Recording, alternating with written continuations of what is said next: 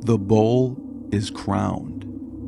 All is done. The sacrificer is ready. This was the oracle that Philip of Macedon, father of Alexander the Great, was given by the Pythia in the year 350 BCE. He thought that this oracle was positive for him to invade Persia. He thought that the bull to be sacrificed was Darius. Little did he know, the bull was himself. Philip of Macedon had just completed decades-long campaign to unify the Greek city-states into the League of Hellas, the first time that Greece ever had an empire under Macedonia. The only part of the Greek world that stayed out was Sparta. This is something that had never been done before. So after the oracle, Philip of Macedon returned back to Pella, the capital, and held a procession to celebrate. They brought out the 12 Olympian gods, erected in gold, with a 13th god, which was Philip himself. And he had himself enthroned in the middle of the 12 gods. And just as the crowd began to cheer, Philip's ex-lover, Pausanias of Orestes, stabbed him to death. Alexander was immediately hailed as the new king of Macedon. The point of this story is, the oracle did not lie. Philip was the bull who was crowned.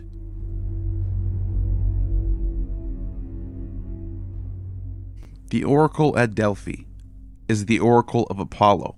Apollo is the patron deity of oracles and the averter of evil, father of Asclepius, sometimes identified with the sun, giver of light, and the laurel crown. He's also considered to be the god of music, song, dance, and poetry, inventor of the string instruments, such as the lyre, and a frequent companion with the muses. The oracle of Apollo, its origins are dated to the 9th century BCE, and eventually developed into the most important Greek oracle. It was consulted by individuals and played an important guiding role in the formation of the Greek polis and in colonization. It gave guidance on pollution, the release from evils, laws, and above all, cults.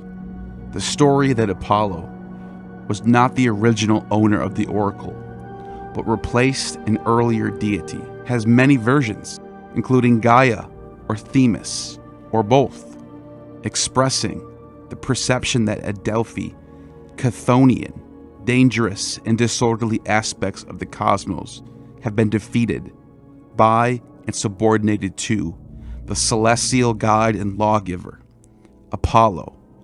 Apollo's oracle has tamed the darker side of the cosmos, both at the theological and at the human level. It therefore gives men and women divine guidance through which they can cope with this side of the cosmos.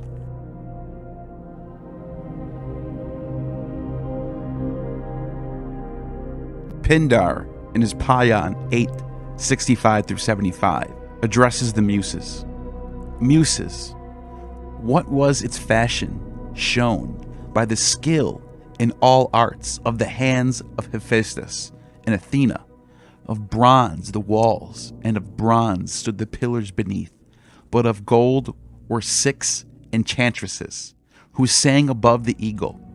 But the sons of Cronus opened the earth with a thunderbolt, and hid the holiest of all things made, away from their children and wives, when they hung their lives on the honey-hearted words.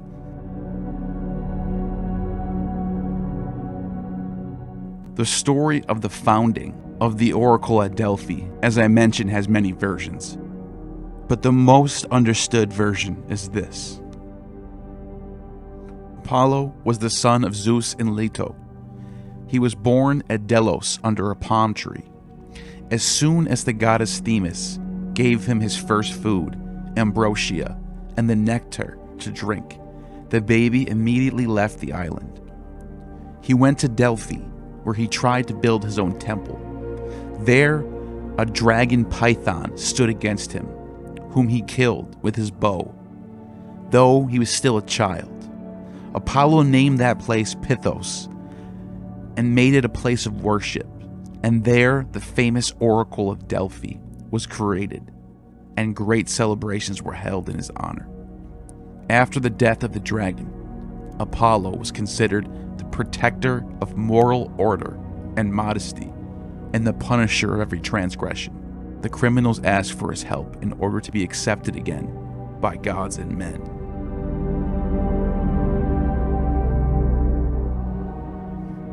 The earliest temple for which there is evidence belongs to the second half of the 7th century BCE.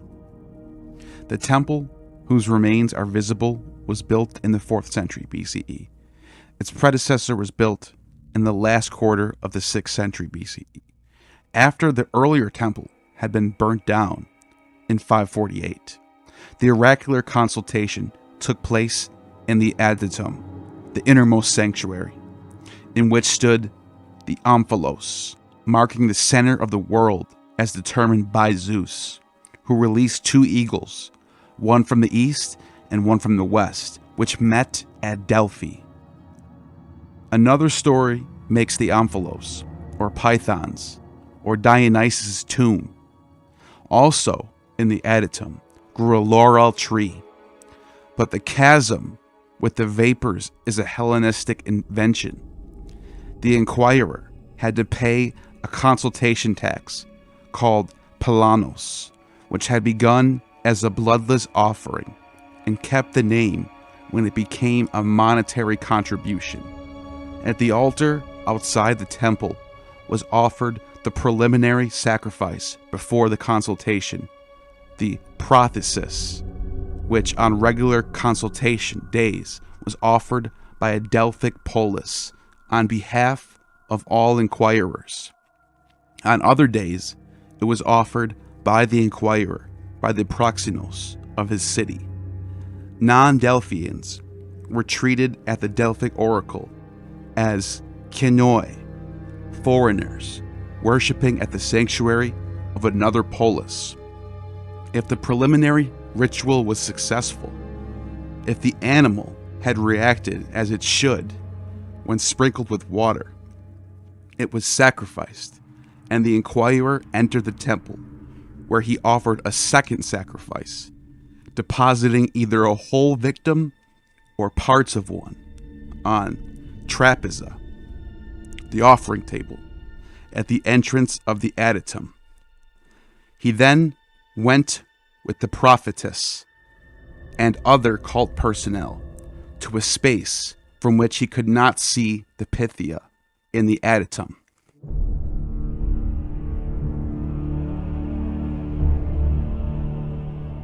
The Pythia, who had prepared herself by purification at the Castalian spring, burnt laurel leaves and barley meal on the altar called Hestia inside the temple, which came to be seen as the common hearth of Greece. Crowned with laurel, she sat on the tripod, became possessed by the god, and shaking a laurel, prophesied under her divine inspiration, a state which may correspond to what in non-religious explanatory models would be considered a self-induced trance. Her pronouncements were then somehow shaped by the prophetess. Exactly what Pythia's pronouncements took and what she felt and what the prophetess did are matters of controversy. One possibility is that she felt and received partial signs transmitting fragmentary visions, not gibberish, and that the prophetess interpreted these, shaping them into coherent, if ambiguous, responses. This was not an attempt to hedge their bets, but a result of the ambiguity inherent in the god signs and the Greek perception that the ambiguity is the idiom of prophecy, that there are limits to humans' access to knowledge about the future. The God speaks ambiguously, and human fallibility intervenes, and they misinterpret the messages.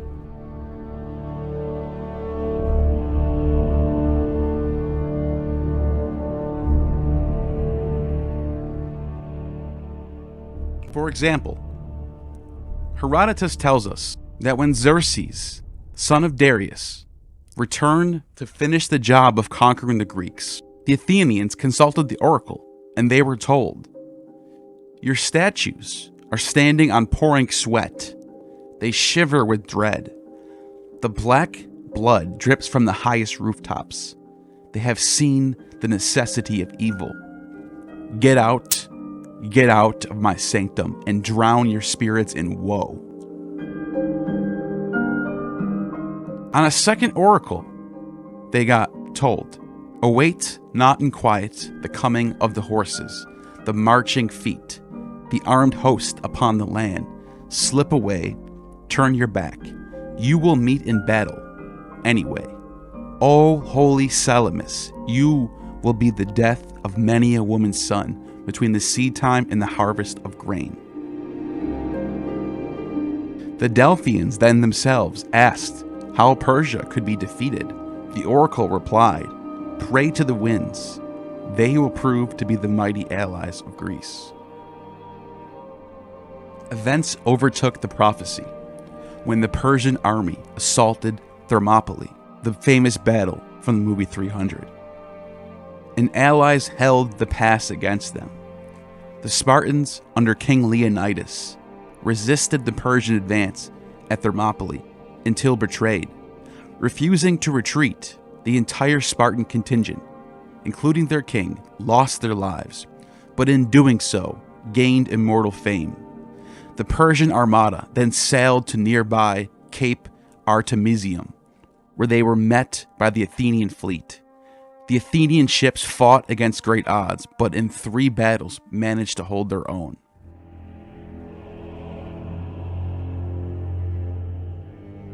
Because of this, the oracle was seen as the most accurate, and it gained fame forever, all the way up until through the time of Christianity. When Plutarch famously got an oracle that the great god Pan is dead. Plutarch believed that Pan actually died. An Egyptian sailor named Themis was sailing to Italy. As he passed by the Greek islands, he heard a divine voice call to him from across the river. The voice addressed Themis by name and told him, "The great god Pan is dead." The sailor announced this news when he reached port, and the story of Pan's death quickly spread. While the manner of Pan's death was not addressed directly by Plutarch in his writing, the story became a popular one. Plutarch was the high priest of Delphi.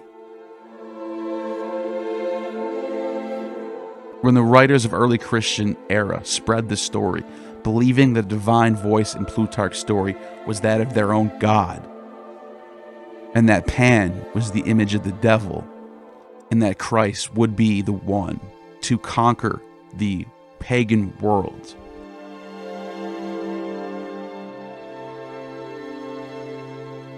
The most important of the oracles, Croesus of Lydia, in 560 BCE, in a trial of oracles, asked the prophetess his fate. The Pythia responded, "I know the number of the sand and the measure of the sea. I understand the speech of the dumb and hear the voiceless. The smell has come to my sense of hard-shelled tortoise being cooked with the lamb's flesh in a bronze pot. Bronze is the cauldron underneath, and bronze is the lid." Croesus then asked if he should make war on the Persians, and if he should take to himself any allied force. The oracle to whom he sent this question included both Delphi and Thebes. Both oracles gave the same response, that if Croesus made war on the Persians, he would destroy a mighty empire. Little did he know the ambiguity of this phrase, that a mighty empire would be destroyed. He did not realize that the mighty empire was not the empire of the Persians, but him. And so he asked, would his monarchy last long? Whenever a mule shall become sovereign king of the Medians, Lydian delicate foot, flee by the stone-strewn Hermus, flee, and think not to stand fast, nor shame to be chicken-hearted. Croesus thought it is impossible that a mule should be king of Medes, and thus believed that he and his issue would never be out of power. He thus decided to make common cause certain Greek city-states and attack Persia. However, it was his empire, not the Persians, that would be defeated, fulfilling the prophecy, but not his interpretation of it. He apparently thought that Cyrus, the victor, was the Mede, and therefore could be considered the mule.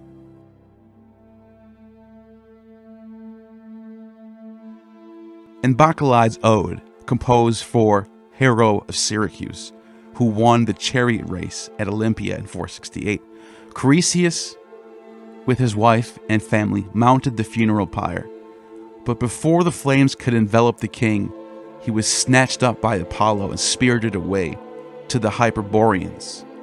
Herodotus' version includes Apollo in a more realistic mode, Cyrus repenting of the immolation of Croesus could not be put out the flames until Apollo intervened.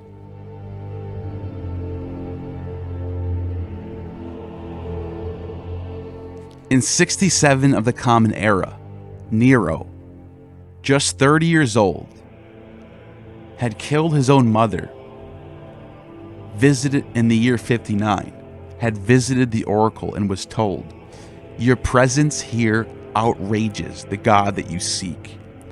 Go back, matricide. The number 73 marks the hour of your downfall." The incensed emperor had the Pythia burned alive. Nero thought he would have a long reign and die at 73. Instead, his reign came to a short end after a revolt led by Galba, who was 73 at the time Nero was killed. Once again, the oracle not exactly wrong, but not exactly as interpreted at the time when Nero heard the words. 73, what does that mean? It could mean a lot of things. In this case, it didn't mean the age of Nero, it meant the age of the person that came to kill Nero. Hadrian visited Delphi before he reached the throne.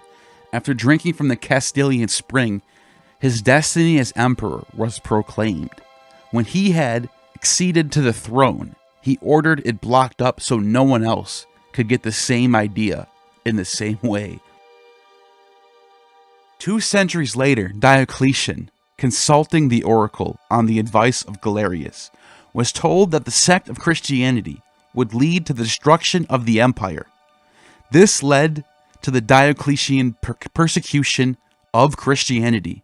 Christians were persecuted for not agreeing to the sacrifices to the Greek and Roman gods. After the Edict of Toleration by Constantine, and especially after the reign of Theodosius, Christians retaliated by persecuting the Pythia itself and shut it down completely.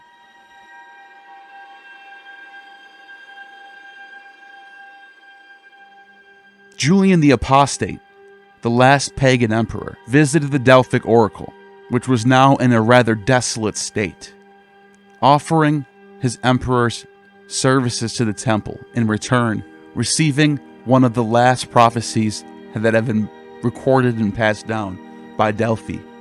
It says, "Tell the emperor that my hall has fallen to the ground. Apollo no longer has his house, nor his mantic bay. nor his prophetic spring. The water has dried up. Both Apollo and Pan were very important gods to Delphi. They were always depicted together, playing music, Pan with his flute, Apollo with his lyre. And these gods have no longer given out prophecies to people due to the rise of Judeo-Christianity in the Roman East. The most important of the oracle's religious personnel, the Pythia, were just ordinary women who served for life and remained chaste throughout her service, participated in the ritual of the consultation and shared tasks with the propheti and the priest of Apollo. The Pythia is not mentioned in the oldest document informing us about the Delphic cult and oracle, the Homeric hymn to Apollo, where the god gives oracular responses from the laurel tree, an expression that corresponds closely to that used in the Odyssey. For the prophecies at Dodona, where the oak tree spoke the will of Zeus, which was interpreted by priests. A similar practice involving the laurel may perhaps been practiced at Delphi at an early period. Whether divination by lot was practiced at Delphi as a separate rite is a matter of controversy. Control of the oracle was in the hands of Delphic Amphictyony, run by the Amphictyonic Council, whose duties included the conduct of the Pan-Hellenic Pythian Games, the care of the finances of the sanctuary, and the upkeep of the temple. The Amphictyony, we are told, fought a war against Crisa and defeated it. This is the first sacred war, the historicity of which has been doubted, but the traditional date for its end, 590 BCE, coincides with the beginning of a period of transformation, a serious upgrading of the sanctuary, not the least of its manifestations being the building of several treasuries. The first Pythian Games were held to celebrate the Amphictyony's victory. Other sacred wars took place subsequently, of which the fourth ended in 338, with the victory of Philip of Macedon at the Battle of Chaeronea. It is not true that the oracle's influence had diminished as a result of its suspect position in the Persian Wars. Its influence continued, only its political role inevitably diminished in radically changed circumstances of the Hellenistic and Greco-Roman world.